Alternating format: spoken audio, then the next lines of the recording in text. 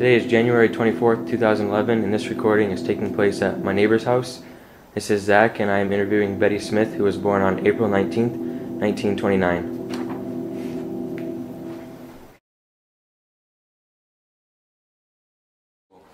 Well, I worked at a canning factory where we canned corn, and after that, then I worked at a button factory where we made buttons out of clamshells. And now, of course, now all buttons are plastic, where in those days they were really pearl buttons for 40 cents an hour. Well, in those days, everyone was poor, so you didn't know whether you were any different than anyone else. Food was limited. We always had something to eat, but it wasn't always what you wanted.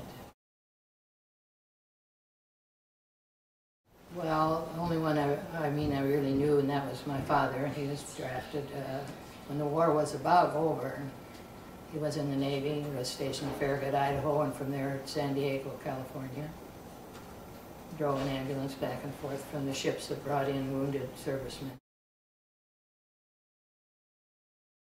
I do remember 1941 when Pearl Harbor was bombed, and we listened to the radio, and all of a sudden they come on with the Japanese had bombed Pearl Harbor, and it was a very changing lifestyle after that. I think the country was more united than they are now, and every man wanted to enlist and fight for their country. Everybody seemed to be united together to fight this war and get it over with, and it just seemed like it went on for a long time, but of course, according to the wars nowadays, it wasn't. But it was supposed to be the war to end all wars, but it wasn't. And with the rationing, you couldn't always get the things you needed, and the families shared their rations, their stamps, they called them, their stamps for sugar and gasoline, tried to, so that everyone could get where they needed to go and buy what they needed, especially. And it went by the number of people in your family.